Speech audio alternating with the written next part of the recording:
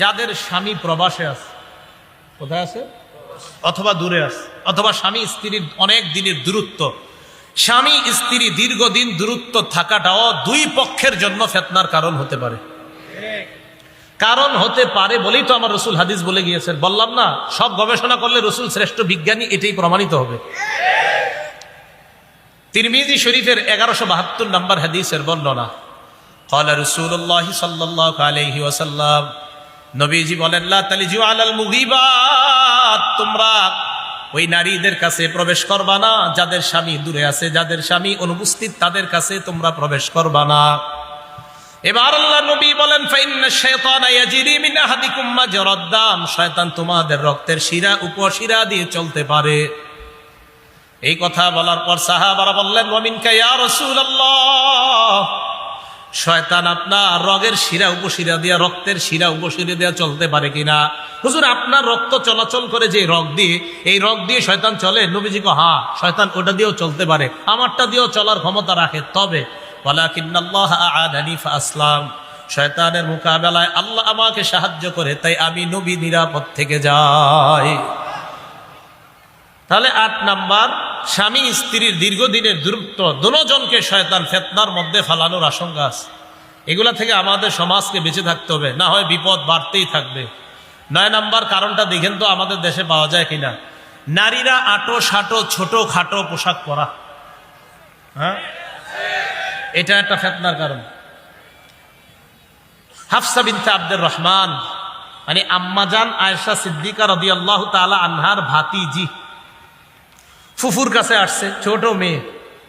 দাখালাত হাফসাতু বিনতু আব্দুর রহমান আলা আয়েশা ওয়া আলাইহা খিমারুন রাকিক, ভাতিজির গায়ে পাতলা একটা ওড়না, এই ওড়না পরে ফুফুর কাছে আসছে। বাচ্চা মেয়ে পাতলা ওড়না পরলে তো এটা গুনাহ না, সমস্যা না। আম্মাজান যখন দেখছে ভাতিজির গায়ে পাতলা ওড়না, সাক্কত সাথে সাথে ছিঁড়া টুকরা টুকরা করে কাসাত হা খিমারান কাসিফা, একটা মোটা ওড়না পরায়া দিচ্ছে। এখান থেকে শিক্ষার আছে আপনাদের, যাদের ঘরে পাতলা ওড়না কি করবেন এটা আমি জানি না, কিন্তু শিক্ষার আছে অনেক কিছু। শিক্ষার আছে কি অনেক কিছু। মুসলিম শরীফের বর্ণনা, রাসূল সাল্লাল্লাহু আলাইহি সাল্লাম বলেন, সিনফানে মিন আহলিন নার লাম আরাহুমা, 2 শ্রেণীর জাহান্নামীদেরকে আমি দেখি নাই।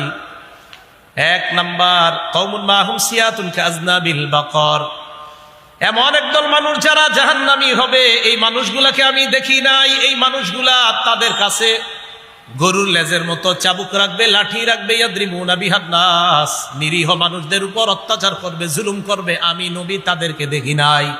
1 নাম্বার। 2 নাম্বার, ওয়ানিসাউল কাসিয়াত আরিয়াত মুমিলাত মাইলাত, 2 নাম্বার ওই নারী যারা পোশাক পরার পরেও উলঙ্গ। এটা কেমন কথা, পোশাক পরার পরেও? আমরা একটু সুন্দর বাংলা বলি, উলঙ্গ খারাপ দেখা যায়, বলেন অর্ধা উলঙ্গ। এটা বলতে পারি, কি বল, অর্ধালঙ্গ। এতটুকু বললে মোটামুটি মানা যায় না, পুরাটা বললে তো নাউজুবিল্লাহ কেমন, যাই হোক কেমন জানি হয় আর কি অনুবাদটা। অর্ধালঙ্গ বলা যায়। রসুল বলেন এমন পোশাক, মুমিলাত, যেই পোশাক অন্য কাউকে আকৃষ্ট করে, মা ইলাত, নিজেও অন্য কারো প্রতি আকৃষ্ট হয়, রুউসুহুন্না কাসনিমাতিল বুখতিল মা ইলা, তাদের মাথার চুলের খোপাগুলো এমন ভাবে বাঁধে, একদিকে পরে থাকে, দেখলে মনে হয় উটের কুজ। এটা আমি বলি, রসুলই বলছে, কাসনিমাতিল বুখতিল মা ইলা, হেলে পড়া ওটের কুজের মতো। লা ইয়াদখুলনাল জান্নাহ, এরা জান্নাতে যাবে না। ওয়ালা ইয়াজিদনা রিহাহা, এরা জান্নাতের ঘ্রাণও পাবে না। এখন নবী বলছে এই শ্রেণীর নারীদেরকে আমি দেখি নাই। আমরা নারায়ণগঞ্জবাসী অপেক্ষায় আছি, ভবিষ্যতে ওই সম্প্রদায়টা আসবে, এসে গেছে। তাহলে যুবক ফিতনায় পড়ার 9 নাম্বার যে কারণ, এটাও আমরা পেয়ে গেলাম। 10 নাম্বার অতীব গুরুত্বপূর্ণ কারণ, বলেন আমার সাথে সবাই, ইলেকট্রনিক মিডিয়ার ব্যবহার। বলেন, সহজলভ্য হয়ে যাওয়া। একদম। বইটা কত ভাই? 80 টাকা। এই বই 80 টাকা, 40 টাকা হয় না? আচ্ছা দেন, 40 টাকা দেন ভাই। 10 GB কত? 750। আচ্ছা দেন। কে ওই জায়গায় দিয়ে ভুলাইলেন না? হ্যাঁ, 10 GB কত? 750। বললেন না তো 650 হয় না? তার মানে বুঝা গেল ইন্টারনেট সহজলভ্য হওয়াটা, এটা মানুষ কোনো ব্যাপারই মনে করে না। এটার দাম যতই হোক মানুষ এটা নিবে, আর তত বেশি শয়তান তাকে জাহান্নামী বানাবে। এটা 10 নম্বর কারণ, এবং এটা অতীব গুরুত্বপূর্ণ কারণ। এটার মাধ্যমে যে কোন দিকে যায় মানুষ নিজেও জানে না। এই জন্য রাসূল সাল্লাল্লাহু আলাইহি সাল্লাম বলেন, ইউশিকু আন তাদা আলাইকুমুল উমাম কামা আন তাদা আল আকালাতু আলা কাসাতিহা। রাসূল সাল্লাল্লাহু আলাইহি সাল্লাম বলেন, সত্তর এমন একটা যুগ আসবে, সারা পৃথিবীর বেঈমানরা, মুসলমান তোমরা আছো, তোমাদের বিরুদ্ধে এমন ভাবে লাগবে, একটা প্লেটের চারপাশে খাদকরা যেমন খাবারের জন্য বসে, তোমাদেরকে ধ্বংস করার জন্য সারা দুনিয়ার বেঈমানরা একসাথে একজোট হয়ে তোমাদের বিরুদ্ধে লাগবে। সাহাবারা বললেন, অমিন কিল্লাতিন ইয়াউমা ইজিন বিনা, হুজুর সেদিন কি আমাদের সংখ্যা কম হবে? নবী বললেন, না, আনতুম কাসীর, সেখন তোমরা সংখ্যা হবে অনেক বেশি। ওয়ালাকিন্নাকুম তাকুনুনা গুসাআন কাগুসাইস সাইল, প্লাবনে ভেসে যাওয়া খড়কুটার মতো তোমরা হয়ে যাবে। তখন তোমাদের অবস্থা হবে এমন। সাহাবারা কয়, হুজুর কেন এমন হবে? কয়, দুই কারণে, হুব্বুদ দুনিয়া ওয়া কারাহিয়াতুল মাউত, মানুষ দুনিয়াকে বেশি ভালোবাসবে, মৃত্যুর প্রতি তাদের অনীহা এসে যাবে। তখন মানুষ দুনিয়াতে চলতে গেলে আর চিন্তা করবে না আমি কি জান্নাতের পথে চলি না জাহান্নামের পথে চলি, এটা চিন্তা করবে না। দেদার সে মানুষ জাহান্নামী হবে। সহিহ মুসলিমের বর্ণনায় রাসূল সাল্লাল্লাহু আলাইহি সাল্লাম বলেন, আনা আখিজুন বিহুজাজিকুম আনিন নার। রাসূল সাল্লাল্লাহু আলাইহি সাল্লাম বলেন, মাসালি ওয়া মাসালাকুম কামাসালি রাজুল, আমার আর তোমাদের দৃষ্টান্ত এমন এক ব্যক্তির মতো, আওকাদা নার, যে ব্যক্তি আগুন জ্বালিয়েছে, ফাজআলাল জানাদিব ওয়াল ফারাশ ইয়াকানা ফিহা, ও বড় বড় ফরিন পতঙ্গ, বিভিন্ন প্রাণী, বিভিন্ন উড়ন্ত পোকারা সেই আগুনে পড়ে, আর ওই লোকটা খালি কয় ওহুয়া ইয়াজুবুহুন নানহা, এই তোমরা পইরো না, খালি সরায়। আচ্ছা, সরাইতে পারবে সবাই রে? নবীজি বলেন, আনা আখিজুন বিহুজাজিকুম আনিন নার ওয়া আনতুম তাফাল্লাতুনা মিন ইয়াদি, আমিও তোমাদের কোমরে ধরে ধরে জাহান্নাম থেকে বাঁচাইতে চাই, এরপরেও তোমরা আমার হাত ফসকে জাহান্নামী হয়ে যাচ্ছ। তাহলে রাসূল সাল্লাল্লাহু আলাইহি সাল্লামের খাঁটি উম্মত যেন হতে পারে, আল্লাহ তৌফিক দান করেন। আমাদের যুব সমাজগুলো নষ্ট হওয়ার 10টা কারণ বললাম, এর থেকে বাঁচার কি উপায় বলেন সবাই? তাকওয়া বলেন। আল্লাহর ভয় প্রত্যেকের মাঝে যদি তৈরি হয়ে যায়, ইনশাল্লাহ এই গুনাহগুলা থেকে বেঁচে যাওয়া সহজ হয়ে যাবে। সূরা আরাফের 201 নম্বর আয়াতে আল্লাহ বলেন, ইন্নাল্লাযীনা তাকাউ ইযা মাসসাহুম তাইফুম মিনাশ শাইতান, নিশ্চয়ই যারা তাকওয়া অবলম্বন করে, শয়তানের কোনো কুমন্ত্রণা যখন তাদেরকে স্পর্শ করে, তাযাক্কারু ফাইদা হুম মুবসিরুন, তখন তারা আল্লাহকে স্মরণ করে, তাদের দৃষ্টিশক্তি খুলে যায়, তখন তারা আল্লাহর স্মরণে ওই তাকওয়া তাদেরকে গুনাহ থেকে হেফাজত করে নেয়। নবীজি সাল্লাল্লাহু আলাইহি সাল্লাম বিদায় হজের ভাষণে 5টা হুকুম করছে, এই 5 হুকুম পালন করলে মরলে জান্নাতি। সুবহানাল্লাহ। কয় হুকুম? 5 হুকুম। তিরমিজি শরীফের 616 নম্বর হাদিসের বর্ণনা, ক্বালা রাসূলুল্লাহ সাল্লাল্লাহু আলাইহি ওয়াসাল্লাম, নবীজি সাল্লাল্লাহু আলাইহি ওয়াসাল্লাম বলেন, ইত্তাকু রাব্বাকুম, তোমরা তোমাদের রবকে ভয় করো।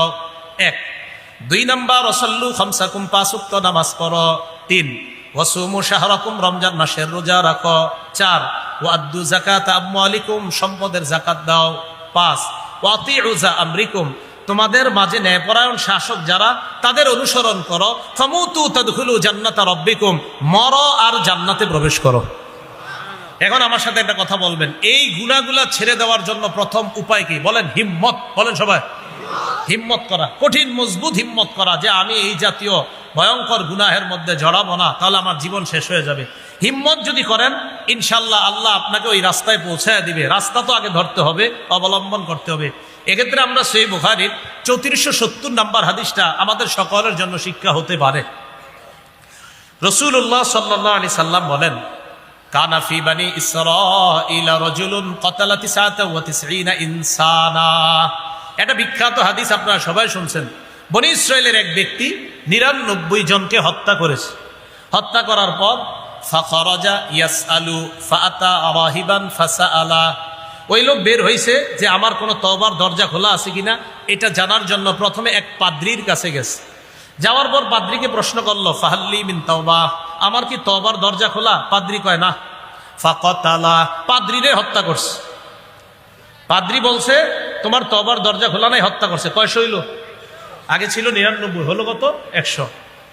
এই মানুষটা পাদ্রীকে হত্যা করার পর ফাজাআলা ইয়াসআল, আবার প্রশ্ন করতেছে, ভাই তওবার দরজা খোলা আছে, কোথায় গেলে আমি তওবা করতে পারবো? তখন এক মানুষ, কিছু মানুষ তাকে বলে দিল, ইতি কারিয়াতা কাযা ওয়া কাযা, অমুক গ্রামে যাও তুমি, সেখানে গেলে ইনশাআল্লাহ তওবার আশা করি কোনো না একটা পথ পেয়ে যাবা তুমি। শুধু ধরছে আল্লাহর পথ, আল্লাহর পথ অবলম্বন করছে যে যাবে, লোকটা ভালো হয়ে যাবে। ইতিমধ্যে আদ্রাকাহুল মাউত, মরণ এসে গেছে, মারা গেছে। মারা যাওয়ার পর ফাখতাসামাত ফীহি মালায়েকাতুর রাহমা মালায়েকাতুল আযাব, আযাবের ফেরেশতা, রহমতের ফেরেশতা তাকে নিয়ে ঝগড়া শুরু করছে। একদল জাহান্নামে নিতে চায়, আরেক দল জান্নাতে। আল্লাহ পাক রব্বুল আলামিন কি করলেন, ওই বান্দা যেই জায়গায় তওবার জন্য যাচ্ছে ওই জমিনটাকে আল্লাহ বললেন, আওহাল্লাহু ইলা হাদিহিল ক্বরিয়া আন তাকাররাবি। আল্লাহ তাআলা ওই জমিনটাকে বললেন, আমার এই বান্দার জন্য তুমি নিকটবর্তী হয়ে যাও, আমার বান্দার জন্য তুমি কাছাকাছি হয়ে যাও। আর যারে হত্যা করছে ওই জমিনে আল্লাহ হুকুম করলেন, আওহাল্লাহু ইলা হাদিহিল ক্বরিয়া আন তাবাআদি, ওই জমিনে বললেন তুমি দূরবর্তী হয়ে যাও। আল্লাহই কিন্তু কাজটা করছে। করার পর এবার ফেরেশতাদেরকে আল্লাহ বলে, কি সু, এক কাজ করো, তোমরা দুই জমিন মাপ দাও, মাপ দিয়া দেখো কাছে কোন দিকে, যেই দিকে কাছে হবে সে সেটাই হবে। সুবহানাল্লাহ। ঘটনা ঘটাইছেন কে? আল্লাহ। তাই মাপ দাও। তো ফেরেশতারা মাপ দিছে, মাপ দেওয়ার পর দেখে যেদিকে তওবা করতে যাচ্ছে ওই দিকে এক বিগত পরিমাণ বেশি অগ্রসর হয়ে গেছে। ফাগুফিরা লা, হাদিসে আসছে তাকে ক্ষমা করে দেওয়া হয়েছে। এখান থেকে আমরা বুঝলাম হিম্মত করা, হিম্মত করলে ইনশাআল্লাহ আল্লাহ পাক রব্বুল আলামিন ব্যবস্থা করে দেয়। আল্লাহ আমাদের সকলকে যে কথাগুলা শুনলাম বললাম, এই সমাজটা যেন আমরা সুন্দর একটা, মাশাআল্লাহ, জাতীয় ইমাম সমাজ বাংলাদেশ নারায়ণগঞ্জ, তাদের প্রতি আমার শেষ আহ্বান, তারা যেন মিলেমিশে একটা আদর্শ নারায়ণগঞ্জ উপহার দিতে পারে। আল্লাহ তৌফিক দান করেন। আমিন। ওয়া আখিরু দাওয়ানা আলহামদুলিল্লাহি রাব্বিল আলামিন। আসসালামু আলাইকুম ওয়া রাহমাতুল্লাহি ওয়া বারাকাতুহু।